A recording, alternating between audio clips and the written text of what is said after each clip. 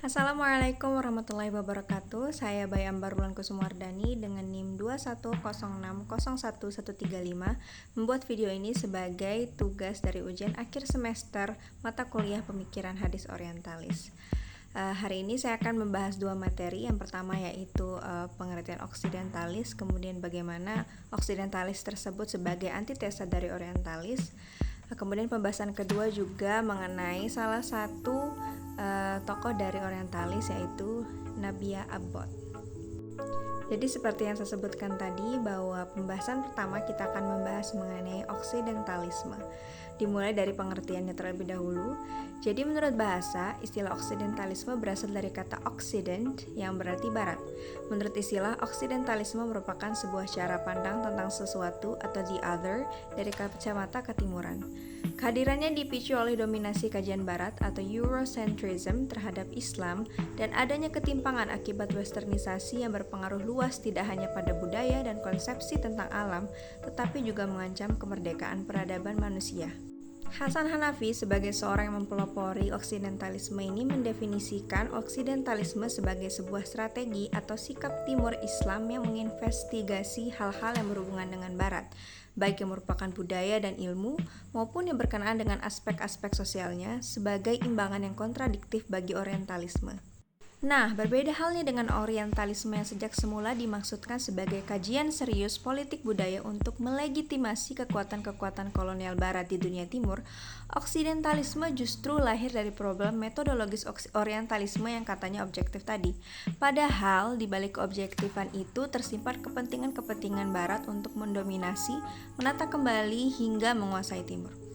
Oksidentalisme justru muncul hampir seiring dengan demam globalisasi yang tidak lagi menghendaki pembagian dunia secara bipolar, akan tetapi justru multipolar, bahwa tidak ada lagi bangsa dan kebudayaan yang tinggi dan rendah, semuanya berbaur dalam satu wilayah global atau global village yang derajatnya sama.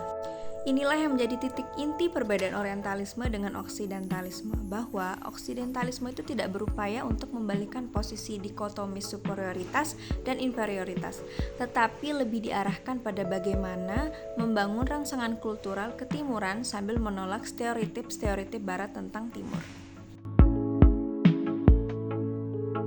Jadi Nabia Abbot adalah seorang wanita profesional yang dilahirkan di Mardin, sebelah barat daya Turki pada Januari tahun 1897. Nabia bersama keluarganya sudah terbiasa hidup nomaden dengan berpindah-pindah tempat dari satu negara ke negara yang lainnya. Hingga pada akhirnya tahun 1907 sampai di Bombay, India dan menetap di sana.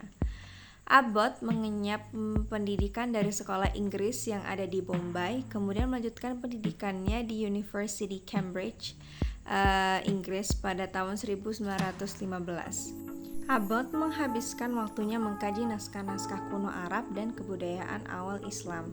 Pada tahun 1950, Nabia mengkritik subjektivisme Joseph Shah terhadap tradisi Nabi dan berusaha untuk secara objektif membuktikan keaslian tradisi Nabi dengan beberapa teorinya. Tradisi di sini maksudnya adalah hadis.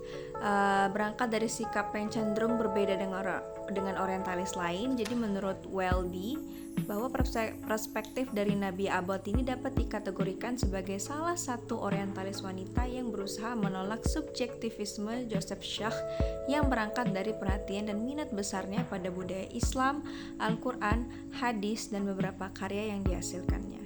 Nah, inilah yang akhirnya nanti dapat membawanya untuk menjadi seorang profesor dan pelopor orientalis wanita dalam melakukan studi di dunia timur.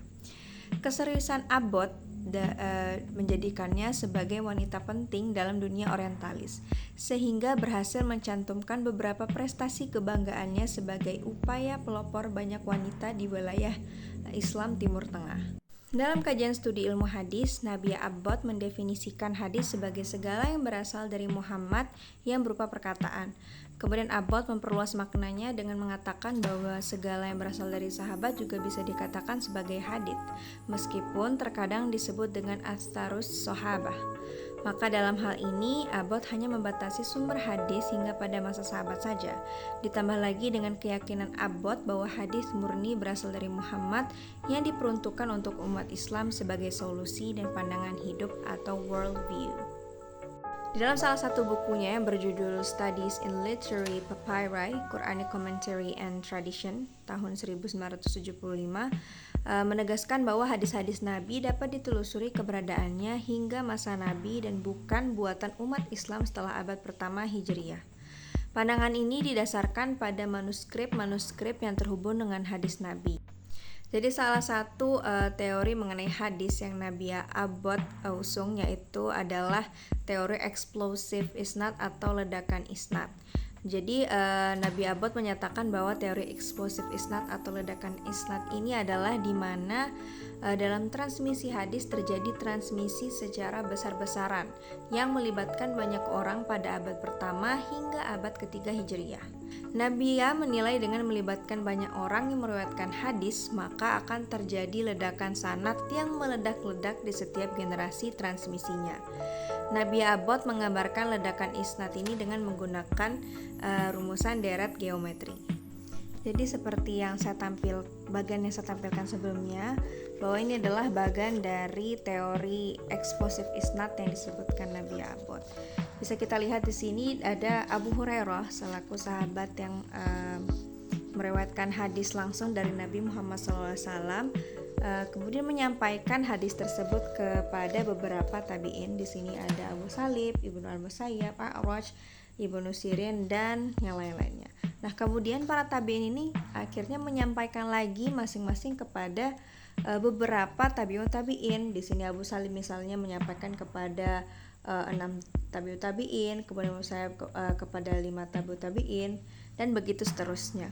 Kemudian tabi'in tersebut menyampaikan lagi kepada beberapa penerusnya hadis-hadis tersebut, sehingga yang awalnya hadis tersebut diriwayatkan oleh hanya Abu Hurairah saja mendengar, kemudian beliau menyampaikan kepada beberapa tabi'in saja, menjadi banyak orang yang akhirnya meriwayatkan hadis tersebut. Nah, dari bagian yang sedikit menjadi sanad yang banyak inilah disebut sebagai explosive isnad oleh Nabia Abbott.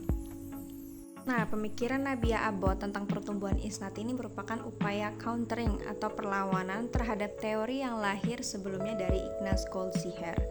Jadi Ignaz Goldziher dalam pernyataan kontroversialnya pernah menyatakan bahwa pertumbuhan hadis dalam jumlah besar pada abad ketiga Hijriyah, yaitu dengan membengkaknya jumlah perawi hadis dalam rantaian sanad-sanad hadis disebabkan oleh pemalsuan matan hadis secara besar-besaran.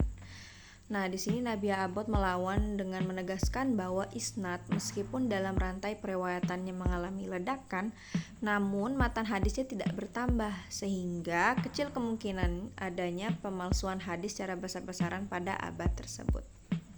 Adapun teori selanjutnya yang diusung oleh Nabia Abbott adalah teori mengenai isnad family. Nah, teori isnad family dalam perkembangan dan penyebarannya, isnad memiliki konsep yang oleh Nabia disebut sebagai isnad family dan non-family. Nah, kata family dalam hal ini terkait dengan hubungan darah atau kerabat dekat, atau disebut juga dengan mawali. Dengan kata lain, adanya hubungan keluarga antara para periwayat. Nah, sejumlah famili isnad yang tersebar melalui beberapa sahabat terkemuka seperti Anas ibnu Malik, Zaid ibnu Sabit, Ibnu Umar, Abdullah ibnu Amr ibnu Al-As, Ibnu Abbas, dan Urwah ibnu Al-Zubair menjadi suatu hal yang benar-benar diakui dan terpercaya sepanjang peradaban dunia Islam, di mana sejumlah hadis yang diriwayatkan melalui famili isnad yang terpercaya ini termasuk ke dalam 5 kategori syarat diterimanya suatu hadis. Jadi itulah penjelasan saya mengenai Nabia Abbott, yaitu salah satu orientalisme yang membantah pendapat orientalisme lainnya yang salah terhadap hadis. Seperti halnya Ignaz Goldziher yang menuduh adanya pemalsuan hadis secara besar-besaran yang di-counter atau dilawan pendapatnya oleh Nabia Abbott dengan teori explosive isnad. Ya, mungkin itu saja penjelasan saya mengenai oksidentalisme dan Nabia Abbott. Mohon maaf atas segala kesalahan yang telah saya perbuat mungkin ataupun kekeliruan dalam video ini. Terima kasih. Wassalamualaikum warahmatullahi wabarakatuh.